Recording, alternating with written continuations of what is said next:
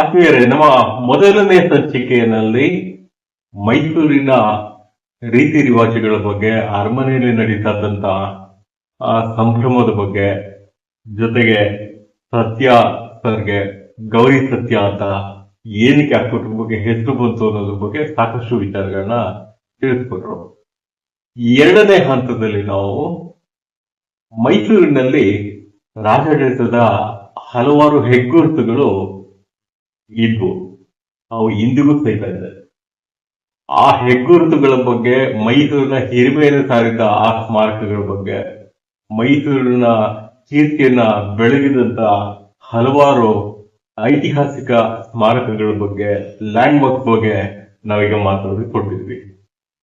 Sir, ಈಗ ಎರಡನೇ ಹಂತದಲ್ಲಿ, ಎರಡನೇ ಸಂಚಿಕೆಯಲ್ಲಿ ಮೈಸೂರಿನ ಲ್ಯಾಂಡ್ ಮಾರ್ಕ್ ಆಫ್ ಮೈಸೂರು ಇದ್ರ ಬಗ್ಗೆ ತಾವು ಸಾಕಷ್ಟು ಇದನ್ನ ಬರೆದಿದ್ದೀರ, ಪುಸ್ತಕಗಳನ್ನ ಬರೆದಿದ್ದೀರ. ತಮ್ಮ ನೆನಪಿನಲ್ಲಿ ಇರುವಂತ ಮೈಸೂರಿನ ಸ್ಮಾರಕಗಳು. ಮೈಸೂರಿನ ಸ್ಮಾರಕಗಳು ಈಗ ಮೊದಲನೇ ಮೈಸೂರಿನ ಲ್ಯಾಂಡ್ ಮಾರ್ಕ್ ಅಂದ್ರೆ ಅರಮನೆ. ಅರಮನೆ ಇತಿಹಾಸನೇ ಒಂದು ದೊಡ್ಡ ಇತಿಹಾಸ ಆಗುತ್ತೆ. ಅದ್ರ ಬಗ್ಗೆ ಹೇಳ್ತಾ ಹೋಗ್ಬೇಕು ಅಂತ ಹೇಳಿದ್ರೆ, ಈಗಿರೋ ಅರಮನೆ 4ನೇದು ಅಥವಾ 5ನೇದು ಅರಮನೆ ಅದೇ ಜಾಗದಲ್ಲಿ ಅದ್ರ ಮುಂಚೆನೂ ಅರಮನೆ ಇತ್ತು ಅನ್ನೋದಕ್ಕೆ ಸಾಕಷ್ಟು ಆಧಾರಗಳು ಸಿಗುತ್ತೆ ನಮಗೆ. ಕಂಠೀರವ ನರಸರಾಜ ವಿಜಯದಲ್ಲೇ, ಕಂಠೀರವ ನರಸರಾಜ ಒಡೆಯರ ಕಾಲದಲ್ಲಿ ಇಲ್ಲಿ ಅರಮನೆ ಇತ್ತು ಅನ್ನೋದನ್ನ ಕಂಠೀರವ ನರಸರಾಜ ವಿಜಯದಲ್ಲಿ ಹೇಳಿದ್ದಾರೆ. ಇಲ್ಲಿ ಒಂದು ಸಣ್ಣ ಇಂಟರ್ವ್ಯೂ ಮಾಡಿ, ಕಂಠೀರವ ನರಸರಾಜ ಒಡೆಯರು ಶ್ರೀರಂಗಪಟ್ಟಣ ರಾಜಧಾನಿಯಲ್ಲಿ ಇದ್ದು, ಅವರ ಹೆಸರಲ್ಲಿ ಲಕ್ಷ್ಮೀ ನರಸಿಂಹಸ್ವಾಮಿ ದೇವಸ್ಥಾನ ಇದೆ, ಅದು ಇದಿದೆ. ಬಟ್ ಆ ಕಾಲದಲ್ಲಿ ಮೈಸೂರಿನಲ್ಲಿ ಅರಮನೆ ಇತ್ತು ಅಂತ ಹೇಳ್ತೀವಿ. ಹೌದು ಹೌದು. ಯಾಕೆ ಅಂತಂದ್ರೆ ರಾಜ ಒಡೆಯರು 1600ರಲ್ಲಿ ಶ್ರೀರಂಗಪಟ್ಟಣಕ್ಕೆ 1610ರಲ್ಲಿ ವಿಜಯನಗರದ ಪ್ರತಿನಿಧಿ ಶ್ರೀರಂಗರಾಯನ್ ಸೋಲಿಸಿ ಅಲ್ಲಿಗೆ ಶ್ರೀರಂಗಪಟ್ಟಣಕ್ಕೆ ರಾಜಧಾನಿ ಹೋಗುವವರೆಗೆ ಮೈಸೂರೇ ರಾಜಧಾನಿ ಆಗಿತ್ತು. ಅಂದ್ರೆ ಮೈಸೂರು ರಾಜಧಾನಿ ಆಗಿತ್ತು ಅಂದ್ರೆ ಮೈಸೂರು ಅರಸರಿಗೆ ಇಲ್ಲಿ ಒಂದು ಅರಮನೆ ಮನೆ, ಒಂದು ಅರಸರಿಗೆ ಯೋಗ್ಯವಾದಂತ ಒಂದು ಮನೆ ಇತ್ತು.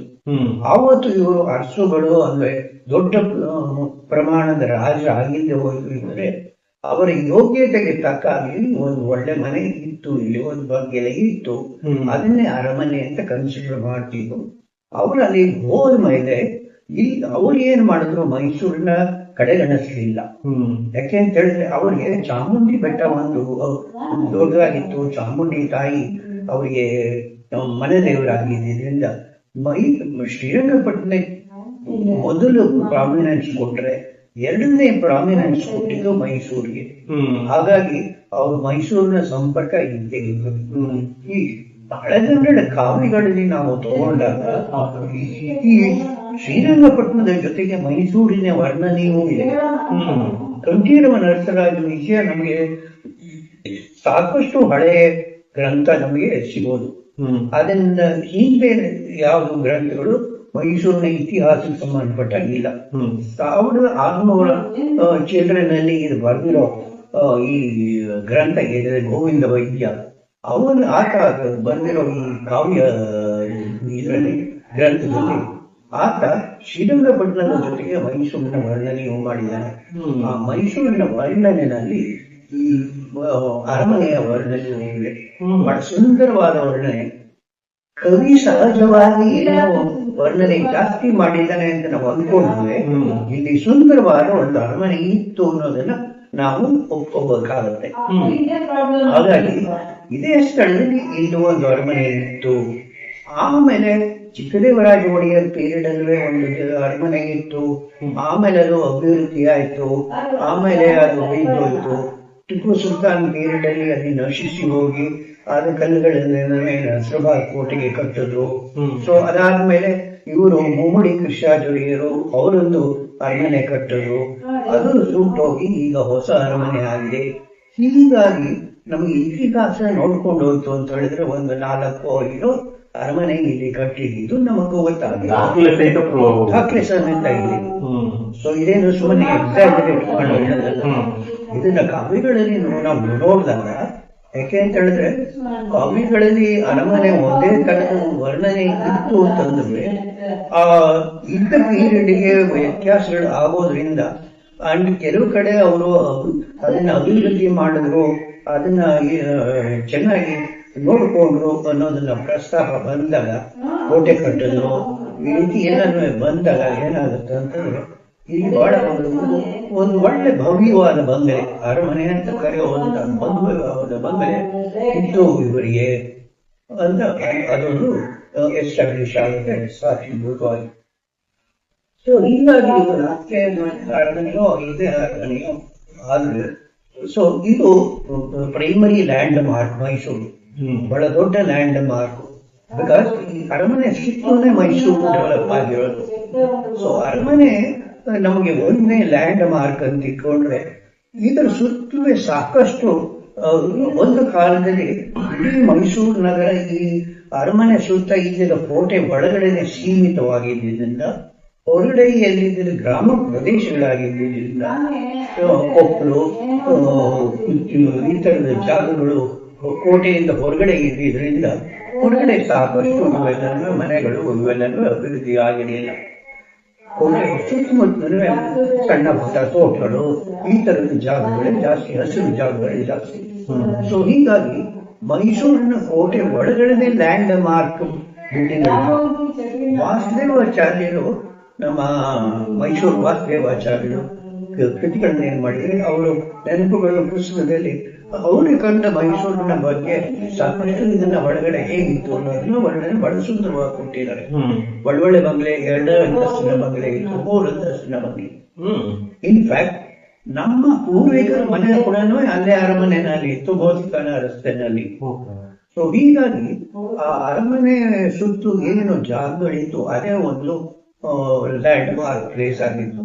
ಆಮೇಲೆ ಕ್ರಮೇಣ ಅಭಿವೃದ್ಧಿ ಆದ್ಮೇಲೆ ಹೊರಗಡೆ ಅಗ್ರಹಾರಗಳನ್ನು ಕಟ್ಟಿದ್ರು. ಮುಮ್ಮಡಿ ಕೃಷ್ಣಾಚಾರ್ಯರ ಪೀರಿಯಡ್ ಅಲ್ಲಿ ಇವೆಲ್ಲ ಹೊರಗಡೆ ಬಂತು.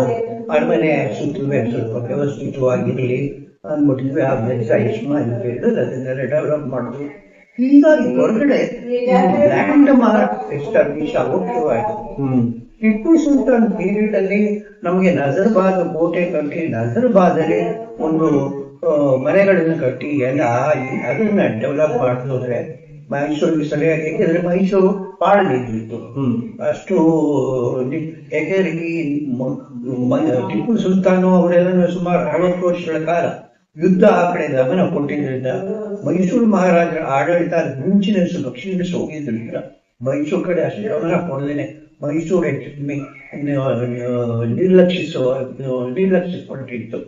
ಸೊ ಹೀಗಾಗಿ ಮೈಸೂರು ಸಾಕಷ್ಟು ಅಭಿವೃದ್ಧಿ ಆ ಪೀರಿಯಡ್ ಕಂಡಿಲ್ಲ, ಸುಮಾರು ಹೆಚ್ಚು ಕಮ್ಮಿ 70 ವರ್ಷ. ಹೀಗಾಗಿ ಮೈಸೂರು ಯಾವಾಗ ಹಿಂದೆ ಬಿದ್ದಿತ್ತು ಒಂದು ಪಾಳು ಬಿದ್ದ ಜಾಗ ತರ ಆಗಿತ್ತು. ಸೊ ಅದಕ್ಕೋಸ್ಕರ ಊರು ಹೊರಗಡೆ ನಜರ್ಬಾದ್ ಡೆವಲಪ್ ಮಾಡಿ ಅಲ್ಲೊಂದು ಹೊಸ ನಗರ ಕಟ್ಟಬೇಕು ಅಂದ್ಬಿಟ್ಟು ಅವನು ಕಟ್ಟಲ್ಲ. ಆ ನಜರ್ಬಾದ್ ಕೂಡ ಒಂದು ಲ್ಯಾಂಡ್ ಮಾರ್ಕ್ ಆಯ್ತು. ಇನ್ನೂ ಒಂದು ದೃಷ್ಟಿನಲ್ಲಿ ಅದು ಲ್ಯಾಂಡ್ ಮಾರ್ಕ್ ಅನ್ನೋದು ಯಾಕೆ ಆಯ್ತು ಅನ್ನೋದು ಹೇಳ್ತೀನಿ. ಅದು ನಜರ್ಬಾದ್ ಅಲ್ಲಿ ಮುಮ್ಮಡಿ ಕೃಷ್ಣಾಚಾರ್ಯರು ಅವರೆಲ್ಲವೇ ಮೈಸೂರು 4ನೇ ಮೈಸೂರಿಂದ 1799 ಮೇ 4ನೇ ತಾರೀಕು ಆದ್ಮೇಲೆ ಅವರೆಲ್ಲನೂ ಫ್ಯಾಮಿಲಿ ಮೈಸೂರಿಗೆ ಶಿಫ್ಟ್ ಆದಾಗ, ಬ್ರಿಟಿಷರು ಶಿಫ್ಟ್ ಮಾಡಿದಾಗ ಮೈಸೂರಿನಲ್ಲಿ ಅವರಿಗೆ ಸರಿಯಾದ ವಾಸಕ್ಕೆ ಒಂದು ಜಾಗ ಇರಲಿಲ್ಲ. ಹಾಗೇನ್ ಮಾಡಿದ್ರು, ಅವ್ರು ಬಂದು ನಜರ್ಬಾದ್ ಅಲ್ಲಿ ಒಂದು ಒಳ್ಳೆ ಬಂಗಲೆನಲ್ಲಿ ಅವ್ರು ಇಳ್ಕೊಂಡ್ರು. ಸೊ ಆ ಇಳ್ಕೊಂಡಿದ್ದ ಬಂಗಲೆನಲ್ಲಿ ಮೊದಲನೇ ದಸರಾ ಮೈಸೂರಲ್ಲಿ ಆಗಿತ್ತು. ಸೊ ಅಲ್ಲಿಂದನೇ ಮೆರವಣಿಗೆ ಹೊರಟು ಇದು ದಾಖಲೆ ಆಗಿದೆ. ಸೊ ದಾಖಲೆ ಮೊದಲೇ 1799 ಮೇನಲ್ಲಿ ಆಯ್ತು. ಅಕ್ಟೋಬರ್ ಅಲ್ಲಿ ದಸರಾ ಮಾಡಿ ಇಲ್ಲಿ ಮಾಡಿದ್ರು. ಸೊ ಯಾಕೆಂದ್ರೆ ಅವರು ಬೇರೆ ಇರಲಿಲ್ಲ ಜಾಗ.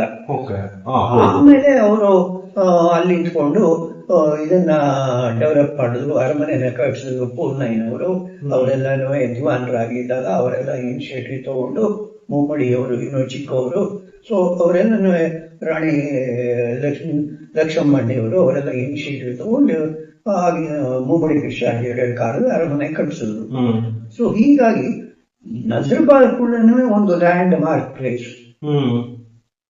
ಸೊ ಅಲ್ಲೊಂದು ಕೋಟೆ ಇವತ್ತಿಗೂ ಇದೆ. ಸೊ ಮೈಸೂರು ಬೆಂಗಳೂರು ಅಷ್ಟೇ ಅಲ್ಲಿ ಹೋಯ್ತು ಅಂತ ಹೇಳಿದ್ರೆ ಎರಡು ಇದನ್ನ ನೋಡ್ತೀವಿ ಹತ್ರ. ಸೊ ಹೀಗಾಗಿ ಆ ಲ್ಯಾಂಡ್ ಮಾರ್ಕ್ ಕೋಟೆ ಇತ್ತು ಅಲ್ಲಿ. ಅದು ಆ ಟಿಪ್ಪು ಸುಲ್ತಾನ್ ಪೀರಿಯಡ್ ಅದೊಂದು ಎಕ್ಸ್ಟೆನ್ಷನ್ ತರ. ಅದೆಲ್ಲ ನೀರಿನ ಕೆರೆ, ಅಲ್ಲೊಂದು ಕೆರೆ ಇತ್ತು. ಸೊ ಅದು ಊರು ಹೊರಗಡೆ ಇದ್ದಿನ ಒಂದು ಜಾಗ. ನಾನು ಹೇಳಿದ್ನಲ್ಲ, ಮೈಸೂರು ಏನಿದ್ರು ಕೋಟೆ ಒಳಗಡೆ ಸೀಮಿತವಾಗಿ. ಸೊ ನಜರ್ಬಾದ್ ಟಿಪ್ಪು ಸುಲ್ತಾನ್ ಕನ್ಸ್ಟ್ರಕ್ಷನ್ ಮಾಡಿದ್ದೀನಿ. ನನಗೆ ಯಾರೋ ಹೇಳ್ತಾ ಇದ್ರು, ನಾನು ರೀಸೆಂಟ್ ಆಗಿ ಇಲ್ಲೇ ಹೋಗಿದ್ದಾಗ ಅವ್ರು ಹೇಳ್ತಾ ಇದ್ರು, ಇವತ್ತು KSRTC ಮುಫಿಸಿಲ್ ಬಸ್ ಸ್ಟ್ಯಾಂಡ್ ಏನಿದೆ ನೋಡಿ, ಅಲ್ಲಿಂದ ಮುಂದಕ್ಕೆ ಸೈಂಟ್ ಫಿಲೋಮಿನಾ ಚರ್ಚ್ ವರೆಗೂ ಹೆಚ್ಚು ಕಮ್ಮಿ ಅದೊಂದು ಕಾರ್ಡ್ ತರ ಇರ್ತದೆ. ಸೊ ಹೀಗಾಗಿ ಇದು ಅವ್ರು ನೋಡಿದವರು. ಸೊ ಅವರ ಪೀರಿಯಡ್ ಅಲ್ಲಿ ಅದು ಹಾಗಿತ್ತು ಅಂತಂದ್ರೆ, ಅದಕ್ಕೆ ಮುಂಚೆ ಮೈಸೂರು ಹೇಗಿತ್ತು ಹೆಚ್ಚು ಕಮ್ಮಿ ಅದೇ ತರ ಇತ್ತು, ಏನೂ ಡೆವಲಪ್ ಆಗಿರ್ಲಿಲ್ಲ. ಆ ಬ್ರಿಟಿಷ್ ಪೀರಿಯಡ್ ಅಲ್ಲಿ ಒಂದಷ್ಟೆಲ್ಲ ಡೆವಲಪ್ ಆಯಿತು. ಬ್ರಿಟಿಷರ್ಸ್ ಬಂದ ಮೇಲೆ ಈ ಟಿಪ್ಪು ಸುಲ್ತಾನ್ ಪೀರಿಯಡ್ ಅಲ್ಲಿ ನಜರ್ಬಾದ್ ಒಂದಾಯ್ತು. ಊರಿನ ಹೊರಗಡೆ ಕೊಪ್ಪಲು, ಕೇರಿ, ಇವುಗಳೆಲ್ಲ ಇತ್ತು. ಈ ಕೆರೆಗಳಿತ್ತು, ಹೆಸರುಗಳಿತ್ತು.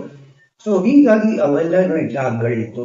ಇವತ್ತು ಏನು ಚೆಲುವಾಂಬಾಗರು ಹೋದ್ರೆ ಹಳೆ ಮೈಸೂರಿನ ಅಲ್ಲೆಲ್ಲೊಂದು ಹೆಸರಿದೆ, ಅಲ್ಲಿ ಎಂಥದ್ದು ಇದು ಮರ್ತೇನೋ ಕೊಪ್ಪಳ ಏನೋ. ಹೀಗಾಗಿ ಇವೆಲ್ಲನೂ ಇವತ್ತು ಮೈಸೂರು ಒಳಗೆ ಸೇರಿದೆ. ಬಟ್ ಮೈಸೂರು ಹೊರಗಡೆ ಇತ್ತು. ಮುಮ್ಮಡಿ ಕೃಷ್ಣಾಜಿಯವರ ಪೀರಿಯಡ್ ಅಲ್ಲಿ ಈ ಅಗ್ರಹಾರಗಳು ಅವೆಲ್ಲನೂ ಆಯ್ತು. ಆಮೇಲೆ ಕೋಟೆ ಒಳಗಡೆ ಇಲ್ಲಿ ಮನೆಗಳನ್ನ ಇಲ್ಲಿ ಶಿಫ್ಟ್ ಮಾಡಲು, ಜನಗಳಿಗೆ ಈ ಮನೆ ಕಟ್ಟಿಸ್ಕೊಟ್ಟು ಇಲ್ಲಿಗೆ ಶಿಫ್ಟ್ ಆಯ್ತು, ಎಲ್ಲ ಆಯ್ತು. ಕೋಟೆ ಹೊರಗಡೆ ಕೇರಿಗಳಿತ್ತು, ಹಳೆ ಕೇರಿ. ಈಗ ಫಾರ್ ಎಕ್ಸಾಂಪಲ್ ಈ ಅಗಸ್ತ್ಯ ಕೇರಿ, ಇದು ಮುಮ್ಮಡಿ ಕೃಷ್ಣಾಜಿಯವರ ಕಾಲದಿಂದಲೂ ಇದು ಒಂದು ಕೇರಿ. ಅಗಸ್ತ್ಯ ಕೇರಿ ಕೇರಿಗಳಿತ್ತು. ಈ ಕೇರಿಗಳಲ್ಲಿ ಆವತ್ತಿನ ಜನ ಏನ್ ವಾಸ ಮಾಡ್ತಾ ಇದ್ರು, ಅವ್ರಿಗೆ ಏನೋ ಸಣ್ಣ ಪುಟ್ಟ ಕಸೂರು ಮಾಡಿಕೊಂಡು ಸೊ ಅವ್ರು ಮಾಡ್ತಿದ್ರು. ಪ್ರಾಯಶಃ ಇಲ್ಲೆಲ್ಲ ಅಗಸ್ತ್ರಿದ್ರು. ಸೊ ಅದೊಂದು ಅಗಸ್ತ್ಯ ಕೇರಿ ಬಂತು. ಇಲ್ಲೇ ಸುಬ್ರಾಯನ್ ಕೆರೆ ಇತ್ತು. ಆ ಕೆರೆನಲ್ಲೇ ಬಟ್ಟೆ ಒಗೆದು ಮಾಡಿ ಅರಮನೆಗೆ ಬೇಕಾದ ಅರಮನೆಗೆ ಕೊಡೋದು, ಸಾಹುಕಾರ ಮನೆ ಇದೆ, ಸಾಹುಕಾರ ಮನೆಗೆ ಬಟ್ಟೆಗಳನ್ನು ಕೊಡಿಸ್ಕೊಳ್ಳೋದು, ಇವನ್ನೆಲ್ಲ ಮಾಡೋ ಅದಕ್ಕೆ ಕೆಲಸ ಮಾಡ್ತಾ ಇದೆ. ಹೀಗಾಗಿ ಮೈಸೂರು ಸುಲ್ತಾನು ಈ ಪರಿಸ್ಥಿತಿ ಇರಲಿಲ್ಲ. ಬ್ರಿಟಿಷರ್ಸ್ ಬಂದಾಗ ಮೊದಲನೇ ಕಟ್ಟಡ ಕನ್ಸ್ಟ್ರಕ್ಷನ್ ಆಗಿತ್ತು ಅಂತ ಹೇಳಿದ್ರೆ ವೆಲ್ಲಿಂಗ್ಟನ್ ಲಾಡ್ಜ್. ವೆಲ್ಲಿಂಗ್ಟನ್ ಲಾಡ್ಜ್ ಮೈಸೂರಿನ ಬಹಳ ಹಳೆ ಕಟ್ಟಡ. ಲಾರ್ಡ್ ವೆಲ್ಲಿಂಗ್ಟನ್ ಟಿಪ್ಪು ಸುಲ್ತಾನ್ ಸೋಲಿಸಿ 4ನೇ ಮೈಸೂರು ಯುದ್ಧ ಆದ್ಮೇಲೆ ಶ್ರೀರಂಗಪಟ್ಟಣದಲ್ಲಿ ದರ್ಯಾದವರತ್ತಲ್ಲಿ ಅವರು ವಾಸ ಮಾಡ್ತಿದ್ದಾಗ ಇವರು ಮುಮ್ಮಡಿ ಕೃಷ್ಣಾಜಿಯವರಿನ ಮೈಸೂರಿನ ಬಂದಾಗ ಆ ಲಾರ್ಡ್ ವೆಲ್ಲಿಂಗ್ಟನ್ ಕೂಡ ಆಮೇಲೆ ಬರ್ತಾರೆ. ಒಂದು ಅವನ ವಾಸಕ್ಕೆ ಜಾಗ ಇರೋಲ್ಲ, ಅದಕ್ಕೋಸ್ಕರ ಅವನಿಗೆ ಆ ವೆಲ್ಲಿಂಗ್ಟನ್ ಲಾಡ್ಜ್ ಕರೀತಾರೆ. ಆ ವೆಲ್ಲಿಂಗ್ಟನ್ ಲಾಡ್ಜ್ ಅಲ್ಲಿ ಅವನು ಹಿಡ್ಕೊಂಡಿರ್ತಾನೆ, ಅದಕ್ಕೋಸ್ಕರ ಅದಕ್ಕೆ ವೆಲ್ಲಿಂಗ್ಟನ್ ಲಾಡ್ಜ್ ಅಂತ ಹೆಸರು, ಲಾರ್ಡ್ ವೆಲೆಸ್ಲಿ. ಸೊ ಹೀಗಾಗಿ ಅದಾದ್ಮೇಲೆ ಗೌರ್ಮೆಂಟ್ ಹೌಸ್ ಬಂತು. ಸೊ ಅದಾದ್ಮೇಲೆ ಏನಾಯ್ತು ಅಂತ ಹೇಳಿದ್ರೆ ಮುಮ್ಮಡಿಯವರ ಪೀರಿಯಡ್ ಅಲ್ಲಿ ಈ ಸಾಕಷ್ಟು ಜನ ಬ್ರಿಟಿಷರ್ಸ್ ಇದ್ದಿದ್ರಿಂದ ಅವರಿಗೆ ಒಂದು ಚರ್ಚ್ನ ಅವಶ್ಯಕತೆ ಕಂಡು ಬಂದು ಸೈಂಟ್ ಫಿಲೋಮಿನಾ ಚರ್ಚ್ ಆಯ್ತು. ಅದೇ ರೀತಿ ಇಲ್ಲಿ ಅವರು ಕ್ಯಾಥಲಿಕ್ ಇವರ ಪ್ರೊಟೆಸ್ಟೆಂಟ್ಸ್ ಆದ್ರೆ ಇವರಿಗೆ ವೆಸ್ಟಿಯನ್ಗೆ ಇದು KSRTC ಬಸ್ ಸ್ಟ್ಯಾಂಡ್ ಇದೆಯಲ್ಲ, ಅಲ್ಲಿ ಒಂದು ಚರ್ಚ್ ಇದೆಯಲ್ಲ, ಆ ಚರ್ಚ್ ಆಯ್ತು. ಇದು ವೆಸ್ಟಿಯನ್ ಚರ್ಚ್, ಅದು ಹೆಸರು ಇಲ್ಲ ಮಾಡಿ. ಸೊ ಆ ವೆಸ್ಟಿಯನ್ ಚರ್ಚ್ ಆಯ್ತು. ಸೊ ಹೀಗಾಗಿ ಒಂದೊಂದಾಗಿ ಚರ್ಚ್ಗಳು ಬೆಳೆಯಿತು.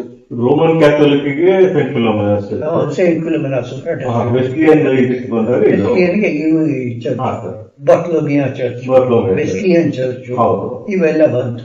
ಆ ವೆಸ್ಲಿಯನ್ ಚರ್ಚ್ ಪಕ್ಕದಲ್ಲೇ ವೆಸ್ಲಿ ಪ್ರಿಂಟಿಂಗ್ ಪ್ರೆಸ್ ಇತ್ತು. So one of the oldest printing presses in Mysuru. Yes. ಅದ್ರ ಮುಂಚೆ ಅದು ಬೆಂಗಳೂರಲ್ಲಿ ಇತ್ತು. ಹ್ಮ್. ಸೊ ಇಲ್ಲಿ ಕನ್ನಡ ಪುಸ್ತಕಗಳು ಇಂಗ್ಲಿಷ್ ಪುಸ್ತಕಗಳು ಎರಡುವೇ ಫಸ್ಟ್ ಪಬ್ಲಿಷ್ ಆಗೋದು ಈ ಜಾಗದಲ್ಲಿ.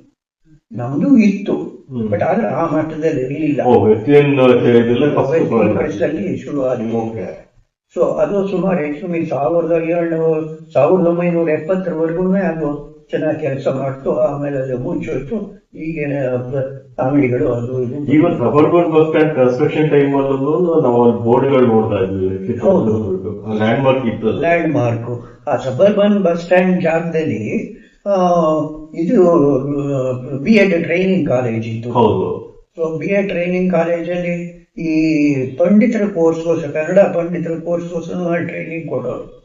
ಸಬರ್ಬನ್ ಬಸ್ ಸ್ಟ್ಯಾಂಡ್ ಇದ್ದ ಜಾಗದಲ್ಲಿ. ಹೌದು. ಹ್ಮ್. ಅಲ್ಲಿ ಓಪನ್ ಸ್ಪೇಸ್ ಇತ್ತು. ಹ್ಮ್. ಸೊ ಸಾಕಷ್ಟು ಜನ ಹುಡುಗರು ಬರೋರು. ಹ್ಮ್. ಹುಡುಗರು ಅಂದ್ರೆ ಡಿಗ್ರಿ ಲೆವೆಲ್ ಅಲ್ಲಿ ಓದುವ ವಿದ್ಯಾರ್ಥಿಗಳು ಬರೋರು. ಹ್ಮ್. ಸೊ ಹಾಗಾಗಿ ಅಲ್ಲಿ B.Ed ಟೀಚರ್ಸ್ ಗೆ ಅಪಾಯಿಂಟ್ಮೆಂಟ್ ಏನ್ ಕೋರ್ಸ್ ಬೇಕು B.Ed ಹ್ಮ್. ಆ ಕೋರ್ಸ್ ಈ B.Ed ಇನ್ಸ್ಟಿಟ್ಯೂಷನ್ ಅಲ್ಲಿ ಅವತ್ತು ಟ್ರೈನಿಂಗ್ ಕೊಡ್ತಾ ಇದ್ರು. ಹ್ಮ್. ಸೊ ಹೀಗಾಗಿ ಇವೆಲ್ಲನೂ ಲ್ಯಾಂಡ್ ಮಾರ್ಕ್ಸ್ ಆಗಿತ್ತು. ಹ್ಮ್. ಆಮೇಲೆ ಈ ಮುಮ್ಮಡಿ ಕೃಷ್ಣರಾಜೊಡೆಯರ್ ಪೀರಿಯಡ್ ಅಲ್ಲಿ ಈ ಅವರು ಈ ಜಗನ್ಮೋಹನ್ ಪ್ಯಾಲೇಸ್ ಅನ್ನ ಕಟ್ಸಿದ್ರು. ಹಾ. ಈಗ ಯಾಕಪ್ಪ ಕಟ್ಸೋದು, ಇದು ಅದನ್ನ ಕಟ್ಸಿ ಅಲ್ಲಿ ವಾಸ ಇರಬೇಕಾಗುವಂತೂ ಈ ಅರಮನೆ ಸುಟ್ಟೋದಾಗ ಅವರ ರಾಯಲ್ ಫ್ಯಾಮಿಲಿ ಅಲ್ಲಿಗೆ ಶಿಫ್ಟ್ ಆಗಿ ಅಲ್ಲಿ ವಾಸ ಇರಬೇಕಾಗಿತ್ತು. ಆ ಪೀರಿಯಡ್ ಅಲ್ಲಿ ಅವರ ವಾಸ ಇದ್ದಿದ್ದ ಪೀರಿಯಡ್ ಅಲ್ಲಿ ದಸರಾ ಪ್ರೊಸೆಷನ್ ಜಗನ್ಮೋಹನ್ ಪ್ಯಾಲೇಸ್ ಇಂದ ನೋಡ್ತಾ ಇತ್ತು. ಹ್ಮ್. ಸೊ ಇದನ್ನ ಫೋಟೋಗಳಿದೆ, ಆಧಾರಗಳಿದೆ. ಹಾ. ಸೊ ಹೀಗಾಗಿ ಜಗನ್ಮೋಹನ್ ಪ್ಯಾಲೇಸ್ ಕೂಡ ಒಂದು ಲ್ಯಾಂಡ್ ಮಾರ್ಕ್ ಬಿಲ್ಡಿಂಗ್ ಆಯ್ತು. ನಮ್ಮ ಹಿಂದೂ ಟ್ರೆಡಿಷನಲ್ ಸ್ಟೈಲ್ ಅಲ್ಲಿ ಕಟ್ಟಿರೋದು ಅರಮನೆ ಅದು. ಸೊ ಇದು ಇಂಡೋ ಸ್ಯಾಥನಿಕ್, ಇಂಡೋ ಮುಸ್ಲಿಂ ಇದು ಶೈಲಿ ಆದ್ರೆ ಅದು ಪೂರ್ತಿ ಹಿಂದೂ ಸ್ಟೈಲ್. ಸೊ ಅಲ್ಲಿ ವಾಸ ಇದ್ದಾಗ ಅಲ್ಲಿ ಎಲ್ಲ ಅನುಕೂಲಗಳಿತ್ತು. ಅಲ್ಲಿ ಪ್ರೊಸೆಷನ್ ಹೋಗೋರು, ಅದ್ರ ಮುಂದ್ಗಡೆನೆ ಒಳ್ಳೆ ರಸ್ತೆ ಇರ್ತಿತ್ತು. ಸೊ ಹೀಗಾಗಿ ಅದೊಂದು ಲ್ಯಾಂಡ್ ಮಾರ್ಕ್. ಈ ರೀತಿ ಮೈಸೂರಲ್ಲಿ ಸುಮಾರು ಅರಮನೆಗಳಿತ್ತು. ಸೊ ಹೀಗಾಗಿ ಮೈಸೂರಿಗೆ ಸಿಟಿ ಆಫ್ ಪ್ಯಾಲೇಸಸ್ ಅಂತ ಕೂಡ ಕರೀತಾ ಇದ್ರು. ಹ್ಮ್. ಜೊತೆಗೆ ಅದು ಸರಿಯಾಗಿ ನಮ್ಮ ಮಿರ್ಜಾ ಇಸ್ಮಾಯಿಲ್ ಇಂಥವ್ರು ವಿಮಾನರಾಗಿ ಬಂದಾಗ ಮೈಸೂರಿನ ಸೌಂದರ್ಯ ಉಳಿಸ್ಕೋಬೇಕು ಅಂತ ಪಾರ್ಕ್ಗಳು ಮಾಡೋದು. ಹ್ಮ್. ಆ ಪಾರ್ಕ್ಗಳನ್ನ ಇದು ಕುಪ್ಪಣ್ಣ ಪಾರ್ಕು ಇವನ್ನೆಲ್ಲ ಡೆವಲಪ್ ಮಾಡೋದು. ಅವನ್ನೆಲ್ಲ ಡೆವಲಪ್ ಮಾಡಿ ಮೈಸೂರನ್ನ ಬ್ಯೂಟಿಫೈ ಮಾಡೋದು. ಹ್ಮ್. ಸೊ ಕೋಟೆ ಒಳಗಡೆ ಇದ್ದಿದ್ದ ಮನೆಗಳನ್ನ ಹೊರಗಡೆ ಬಂದು ಅವರ ಅವಶ್ಯಕತೆಗೆ ತಕ್ಕಾಗಿ ಏನೇನ್ಬೇಕು ಅವೆಲ್ಲ ಕನ್ಸ್ಟ್ರಕ್ಷನ್ ಆಯ್ತು. Okay. ರಾಜಾ ಮಾರ್ಕೆಟ್ ಅದು ಹಿಂದೆ ಸಂತೆ ನಡೀತಿತ್ತು. ಹ್ಮ್. ಆ ಸಂತೆ ನಡೀತಿದ್ದ ಜಾಗದಲ್ಲಿ ಮಾರ್ಕೆಟ್ ಆಯ್ತು. ಅದಕ್ಕಿಂತ ಮುಂಚೆ ಅದು ಸಂತೆ ನಡೀತಿತ್ತು ಅಲ್ಲಿ. ಹ್ಮ್. ಸೊ ಹಳ್ಳಿಗಳಿಂದ ಅಥವಾ ಮೈಸೂರು ಸುತ್ತಮುತ್ತಲಿಂದ ಅಂದ್ರೆ ಪ್ರತಿನಿತ್ಯ ಸಂತೆ ಇರುತ್ತೆ. ಪ್ರತಿನಿತ್ಯ ಅಲ್ಲಿ ಸಂತೆ ಅಂದ್ರೆ ಅದು ವ್ಯವಸ್ಥಿತವಾಗಿ ಒಂದು ಸಂತೆ ಅಲ್ಲ. ಹ್ಮ್. ಅಲ್ಲಿ ರೈತರನ್ನ ತಂದಲ್ಲಿ ಮಾರ್ತಾ ಇತ್ತು. ಹಾ. ಅದ್ರ ಪಕ್ಕದಲ್ಲೇ ಇದು ಪೂರ್ಣ ನಾಲೆ ಹರಿತಾ ಇತ್ತು. ಹ್ಮ್. ಆ ನಾಲೆನ ನೀರಿರ್ಲಿಲ್ಲ, ಒಣಗೋಗಿತ್ತು. ಹ್ಮ್. ಸೊ ಹೀಗಾಗಿ ಆ ನಾಲೆ ಅಲ್ಲಿ ಹರಿದು ಬಂದು ಇದಕ್ಕೆ ದೊಡ್ಡ ಕೆರೆಗೆ ಅದು ಕನೆಕ್ಟ್ ಮಾಡಿದ್ರು. ಬಟ್ ನೀರು ಸರಿಯಾಗಿ ಬರ್ತಿರ್ಲಿಲ್ಲ, ನೀರು ಬರ್ತಾನೆ ಇರಲಿಲ್ಲ. ಹ್ಮ್. ಸೊ ಹೀಗಾಗಿ ಇವೆಲ್ಲ ಲ್ಯಾಂಡ್ ಮಾರ್ಕ್ ಪ್ಲೇಸಸ್ ಆಯ್ತು. ಸಹಜರಾವ್ ರೋಡ್ ಆ ಪ್ರೊಸೆಷನ್ ನಂತರ ಆ ನಾಲೆನ ಮುಚ್ಚಿ ಸಾಯಿರೋಡ್ ಅಂತ ಮಾಡ್ತಾರೆ. ದೊಡ್ಡಪೇಟೆ ಮುಂಚೆ ದೊಡ್ಡದು. ಹಾ. ಸಯಾಜಿರಾವ್ ರೋಡ್ ವಿಸಿಟ್ ಸಯಾಜಿರಾವ್ ಗಾಯಕ್ವಾಡ್ ಇದರಿಂದ ಬಂದು ಬರೋಡಾದಿಂದ ಮೈಸೂರಿಗೆ ಭೇಟಿ ಕೊಟ್ಟಾಗ ಚಾಮರಾಜ ಒಡೆಯರ್ ಪೀರಿಯಡ್ ಅಲ್ಲಿ ಅವಧಿನಲ್ಲಿ ಈ ಸಯಾಜಿರಾವ್ ರೋಡ್ ಆಗಿತ್ತು. ಅದಕ್ಕೆ ಅವರು ಸಯಾಜಿರಾವ್ ರೋಡ್ ಅಂತ ಹೆಸರಿಟ್ಟು ಹ್ಮ್. ಅವ್ರು ಬಂದಿದ್ರಲ್ಲ ಇದಕ್ಕೋಸ್ಕರ ಅದೇ ನಾಳೆ ಸಂಪೂರ್ಣವಾಗಿ ಮುಚ್ಚಿಸ್ತಾರೆ. ನಾಳೆ ಆಮೇಲೆ ಮುಚ್ಚಿದ್ರು. ಹ್ಮ್. ನಾಳೆ ಆಮೇಲೆ ಮುಚ್ಚಿದ್ರು. ನೀರೇ ಬರ್ತಾ ಇರೋದು. ಹೌದು. ಸೊ ಮುಚ್ಚಿ ಆ ಕಡೆ ಇದನ್ನ ಸಯಾಜಿರಾವ್ ರೋಡ್ ಮಾಡೋದು ನಾಳೆ ಮುಚ್ಚಿಸ್ಬಿಟ್ಟು ಅಂಗಡಿಗಳು ಅದನ್ನೆಲ್ಲ ಬಂತು ಈ ಕಡೆ ಆ ಕಡೆ ಎಲ್ಲ. ಹಾಗಾಗಿ ನಾಳೆ ಮುಚ್ಚಿ ಈ ಸಯಾಜಿರಾವ್ ರೋಡ್ ಅಲೆ ಮೇಲೆ ಕಟ್ಟಿದ್ದಾರೆ ಅದನ್ನ ಸಯಾಜಿರಾವ್ ರೋಡ್. ಅಂದ್ರೆ ಪೂರ್ತಿ ಅದು ನಮ್ಮ ಈಗ ಎಲ್ಲಿಂದ ಬನ್ನಿ ಮಂಟಪದಿಂದ ಶುರುವಾಗಿ ಈಗ ನಾವು ಈಗ ನಮ್ಮ ಇರುವಂತ ರಸ್ತೆ ನೀಲಗಿರಿ ರಸ್ತೆ ತನಕ ಹೋಗಿ ಜಾಯಿನ್ ಆಗುತ್ತೆ ಎಲೆ ತೋಟ ತನಕ. ಯಾವುದು ಈಗ ನಾವು ಅನ್ಕೊಂಡಿರೋದು ಆ ರಸ್ತೆ ಸಾಗಿರೋ ರಸ್ತೆ ಏನಿದೆ ಅದು. ಸಾಗಿರೋ ರಸ್ತೆ ಅಗ್ರಹಾರ. ಅಲ್ಲಿಂದ ಶುರುವಾಗಿ ಹೌದು. ಬನ್ನಿ ಮಂಟಪದಿಂದ ಶುರುವಾಗಿ ಇಲ್ಲಿ ಅಗ್ರಹಾರ. ಅಗ್ರಹಾರವರೆಗೆ ಆಮೇಲೆ ಆಯ್ತು. ಹಾ. ಅಗ್ರಹಾರಕ್ಕೆ ಮುಂಚೆ ಅದು ಇಲ್ಲಿ ಇದಕ್ಕೆ ನಿಂತಿತ್ತು. ಎಲ್ಲಿ ಈ ಅರಮನೆದು ಈ ಕಡೆ ಪ್ರವೇಶ ಇದೆ ನೋಡಿ, ಜಂಗಮ್ ಪ್ಯಾಲೇಸ್ ಸೀದಾ ಹೋಗಿದ್ರೆ ರಸ್ತೆನಲ್ಲಿ ಹೋಯ್ತು. ಹೌದು. ಆ ಕಡೆ ಪ್ರವೇಶ ಬಲರಾಮ ದ್ವಾರ. ಎಂತ ದ್ವಾರ, ಹೌದು. ಆ ದ್ವಾರದವರೆಗೆ ಇತ್ತು. ಆಮೇಲೆ ಕಾರ್ಪೊರೇಷನ್ ಬಿಲ್ಡಿಂಗು ಅದೆಲ್ಲ ಕಟ್ಟಿ ಕಾರ್ಪೊರೇಷನ್ ಅವೆಲ್ಲ ಬಂದಾಗ ಅದ್ರ ಮುಂದೆ ರಸ್ತೆ ಮಾಡಿದಾಗ ಈ ರಸ್ತೆನ ಎಕ್ಸ್ಟೆಂಡ್ ಮಾಡಿ ದೇವರಲ್ಲಿ ಇದಕ್ಕೆ ಚಿಕ್ಕ ಮಾರ್ಕೆಟ್ ಮಣಿವಿಲಾಸ ಮಾರ್ಕೆಟ್ ಮೊದಲಿದ್ದು ಇದು ಅಲ್ಲಿವರೆಗೆ ಮಾತ್ರ. ಅಲ್ಲಿವರೆಗೆ ಮಾತ್ರ. ಅದೇ ನಾವು ಸಿಟಿ ಬಸ್ ಸ್ಟ್ಯಾಂಡ್ ಏನಿದೆ, ಹೌದು, ಜಗನ್ನಾಥ ಒಂದು ಜಂಕ್ಷನ್ ಇದೆ, ಅಲ್ಲಿವರೆಗೆ ಮಾತ್ರ. ಅದಕ್ಕೆಲ್ಲ 2 ಕಂಬಗಳು ಅವೆಲ್ಲ ಇದೆ ನೋಡಿ, ಹಳೆಯದು. ಹೌದು. ಸೊ ಅದೇ ಲ್ಯಾಂಡ್ ಮಾರ್ಕ್ ಅಲ್ಲಿ ಅಲ್ಲಿಗೆ ಮೈಸೂರು ಸಿಟಿ ಅಲ್ಲಿಗೆ ನಿಂತಿತ್ತು. ಸೊ ಆಮೇಲೆ ಅದು ಕಳೆದ ಎಕ್ಸ್ಟೆಂಡ್ ಆಗಿ ಅದು ನ್ಯೂ ಸಯಾಜಿರಾವ್ ರೋಡ್ ಆಯ್ತು. ಅಲ್ಲಿವರೆಗೆ ಓಲ್ಡ್ ಇತ್ತು, ಓಲ್ಡ್ ಅದು ನ್ಯೂ. ಸೊ ಹಾಗಾಗಿ ಅದು ನ್ಯೂ ಸಯಾಜಿರಾವ್ ರೋಡ್ ಹೋಗಿ ಇದಕ್ಕೆ ಮಾರ್ಕೆಟ್ಗೆ ಮಣಿವಿಲಾಸ ಮಾರ್ಕೆಟ್ ಕನೆಕ್ಟ್ ಆಗೋದು ಮಾರ್ಕೆಟ್. ಸೊ ಹೀಗಾಗಿ ಅದು ಆಗಿ ಎಕ್ಸ್ಟೆಂಡ್ ಆಯ್ತದು. ಸೊ ಹೀಗಾಗಿ ದೊಡ್ಡಪೇಟೆ ಮುಂಚೆ ಮುಮ್ಮಡಿ ಕೃಷ್ಣರಾಜ ಒಡೆಯರು ಸ್ವಲ್ಪ ಪೀರಿಯಡ್, ನಾಲ್ವಡಿ ಕೃಷ್ಣರಾಜ ಒಡೆಯರ್ ಪೀರಿಯಡ್, ಚಾಮರಾಜ ಒಡೆಯರು ಅವರೆಲ್ಲ ಮೆರವಣಿಗೆ ಹೋಗ್ತಾ ಇದ್ರು ದೊಡ್ಡಪೇಟೆನಲ್ಲಿ. ಯಾವಾಗ ಇದು ವ್ಯವಸ್ಥಿತವಾಗಿ ಸಯಾಜಿರಾವ್ ರೋಡ್ ಆಯ್ತು, ಆಮೇಲೆ ಪ್ರೊಫೆಷನ್ ಆ ಕಡೆ ಹೋಗಿ ಶುರು ಆಯ್ತು. ಬಿಕಾಸ್ ದೊಡ್ಡಪೇಟೆಗಿಂತಲೂ ಇದು ದೊಡ್ಡದಾಗಿತ್ತು ರಸ್ತೆ. ಈ ರಸ್ತೆನಲ್ಲಿ ಸ್ವಲ್ಪ ಹತ್ತಿರವಾಗೋದು, ಅನುಕೂಲವಾಗೋದು, ಈ ರಸ್ತೆನಲ್ಲಿ ಹೋಗಿ ಶುರು ಮಾಡೋದು, ಪ್ರೊಫೆಷನ್ ಈ ಕಡೆ ಹೋಗಿ. ಹೀಗಾಗಿ ಈ ಚರ್ಚ್ಗಳು ಆಮೇಲೆ ಅರಮನೆಗಳು ಏನ್ ಕಟ್ಟಿದ್ರು, ಚಾಮರಾಜ ಒಡೆಯರು ಅವರ ಮಕ್ಕಳಿಗೋಸ್ಕರ ಏನು ಅರಮನೆಗಳನ್ನು ಕಟ್ಟಿದ್ರು, ಅವರದನ್ನು 4-5 ಅರಮನೆಗಳನ್ನು ಕಟ್ಟಿದ್ರು. ಸೊ ಹೀಗಾಗಿ ಈ ಮುಮ್ಮಡಿ ಕೃಷ್ಣರಾಜ ಒಡೆಯರು ಕಟ್ಟಿದ ಅರಮನೆಗಳು ಇವೆಲ್ಲವೇ ಒಂದು ಲ್ಯಾಂಡ್ ಮಾರ್ಕ್ ಆಯ್ತು. ನಾನು ಆಗ್ಲೇ ಹೇಳಿದೆ, ಲ್ಯಾಂಡ್ ಮಾರ್ಕ್ಗಳ ಜೊತೆಗೆ ಏನಾಯ್ತು ಅಂತಂದ್ರೆ, ಇವರಿಗೆ ಏನು ಅನುಕೂಲಕ್ಕೆ ಬೇಕು ಮಹಾರಾಜರು ಅವರುಗಳಿಗೆ ಬೇಕಾದ ವ್ಯವಸ್ಥೆ. ಉದಾಹರಣೆಗೆ ಇವತ್ತಿನ ರಾಮಾನುಜ ರಸ್ತೆಯಲ್ಲಿ ಆನೆ ಕರೋಟಿ ಇತ್ತು, ಅದಕ್ಕೆ ಆನೆಗಳನ್ನು ಸಾಕಿದ್ರು. ಅದಕ್ಕೆ ಆನೆ ಕರೋಟಿ ಅಂತ ಹೆಸರಿದ್ದು ರಾಮಾನುಜ ರಸ್ತೆಗೆ. ಸೊ ಅಲ್ಲಿ ಆನೆಗಳನ್ನು ಸಾಕಿದ್ರು. ಆ ಆನೆ ಕರೋಟಿ ಹಿಂಭಾಗ ಎಲೆ ತೋಟ, ಅದನ್ನ ಬರೀ ಮೈಸೂರಿನ ವಿಳ್ಳೆದೆಲೆ ಬೆಳೆಯೋರು, ಬಹಳ ಒಳ್ಳೆ ವಿಳ್ಳೆದೆಲೆ ಬೆಳೆಯೋರು. ಮೈಸೂರಿನ ಚಿಗುರು ಎಲೆ ಅಂತಂದ್ರೆ ಬಹಳ ಫೇಮಸ್ ಆಗೋದಕ್ಕೆ ಆ ಎಲೆಗಳನ್ನ ಬೆಳೀತಾ ಇದ್ರು. ಈ ಕಡೆ ಹೀಗಾಗಿ ಇವೆಲ್ಲನೂ ಡೆವಲಪ್ ಆಗ್ತಾ ಬಂತು. ಇವೆಲ್ಲ ಬ್ಯೂಟಿಫುಲ್ ಪ್ಲೇಸ್ ಆಗಿತ್ತು. ಆಮೇಲೆ ಈ ಕಡೆ ಬಂದ್ರೆ ಅರಮನೆಗೆ ಮುಂಭಾಗದಲ್ಲಿ ಪ್ಯಾಲೇಸ್ ಸ್ಟೇಬಲ್ಸ್ ಇತ್ತು, ಈ ಕಡೆ ಗ್ಯಾರೇಜ್ ಇತ್ತು, ಮಧ್ಯದಲ್ಲಿ ತೋಟ ಇತ್ತು, ಇದು ಕುಪ್ಪಣ್ಣ ಪಾರ್ಕು, ಈಗೆಲ್ಲ ಅದೇ Kansal park. So ಇವೆಲ್ಲವೇ beautiful places ಆಗಿ ಆಗಿ ಇವೆಲ್ಲ ಮೈಸೂರಿಗೆ ಕಳೆ ಕಟ್ತು. ಈ ಕಡೆ ಬಂದಾಗ ಈ ವೈಸ್ರಾಯ್ಗಳು ಮೈಸೂರು ಬಂದಾಗ ಅಂದ್ರೆ ಪ್ರಮುಖರು ಕೆಲವರು ಬ್ರಿಟಿಷ್ ಆಫೀಸರ್ಸ್ ಮೈಸೂರು ಬಂದಾಗ ಅವರ ಹೆಸರಿನಲ್ಲೇ ಕೆಲವು ಲ್ಯಾಂಡ್ ಮಾರ್ಕ್ಸ್ ಮೈಸೂರಲ್ಲಿ ಸೃಷ್ಟಿ ಆಯಿತು. ಉದಾಹರಣೆಗೆ ನಾವು ವೆಲ್ಲಿಂಗ್ಟನ್ ಲಾಡ್ಜ್ ಆಗ್ಲೇ ಹೇಳಿದೆ, ವೆಲ್ಲಿಂಗ್ಟನ್ ಬಂದಾಗ ಲ್ಯಾಂಡ್ ಸ್ಟೋನ್ ಬಿಲ್ಡಿಂಗ್ ಆದ್ರೆ ಲ್ಯಾಂಡ್ ಸ್ಟೋನ್ ಬಿಲ್ಡಿಂಗ್ ಆಯ್ತು. ಸೊ ಆಮೇಲೆ ಇರ್ವಿನ್ ಬಂದಾಗ ಇರ್ವಿನ್ ರೋಡ್ ಆಯ್ತು. ಈ ರೀತಿ ಈ ಬ್ರಿಟಿಷರ್ಸ್ ಬಂದಾಗಲೇ ಅವರ ಹೆಸರಲ್ಲಿ ಸುಮಾರು ಒಂದು 10-12 ಲ್ಯಾಂಡ್ ಮಾರ್ಕ್ಸ್ ಆಯ್ತು. ಒಬ್ಬೊಬ್ರು ಬಂದಾಗಲೇ Lansdowne building, Hardinge circle, Irwin road, ಆಮೇಲೆ ಡಬರಿಂಗ್ ಕ್ಲಾಕ್ ಟವರು. ಸೊ ಈ ತರದೆಲ್ಲನೂ ಬಂತು. ಸೊ ಇವೆಲ್ಲನೂ ಲ್ಯಾಂಡ್ ಮಾರ್ಕ್ಗಳಾಗಿ ಅಡಿಷನ್ ಆಯ್ತು. ಸೊ ಅಡಿಷನ್ ಆಗಿ ಇವೆಲ್ಲ ಬ್ಯೂಟಿಫುಲ್ ಕಲಿಸ್ತಾ ಇತ್ತು. ಇವರು ಕೃಷ್ಣರಾಜ ಒಡೆಯರ ಸಿಲ್ವರ್ ಜೂಬಿಲಿ ಆದಾಗ ಸಿಲ್ವರ್ ಜೂಬಿಲಿ ಕ್ಲಾಕ್ ಟವರ್ ಬಂತು. ಸೊ ಹೀಗೆ ಮೈಸೂರಿಗೆ ಇವೆಲ್ಲ ಇವತ್ತು ಲ್ಯಾಂಡ್ ಮಾರ್ಕ್ಸ್ ಆಗಿ ಉಳ್ಕೊಂಡಿದೆ. ಈ ಲ್ಯಾಂಡ್ ಮಾರ್ಕ್ಸ್ ಎಲ್ಲನೂ ಬಹಳ ಚೆನ್ನಾಗಿ ಮೇಂಟೈನ್ ಆಗಿತ್ತು ಅವರ ಪೀರಿಯಡ್ ಅಲ್ಲಿ. ಈಚಿನವರೆಗೂ ಈಚೆಗೆ ಅದಕ್ಕೆ ಸಾಕಷ್ಟು ಅಟೆನ್ಷನ್ ಕೊಟ್ಟಿಲ್ಲ.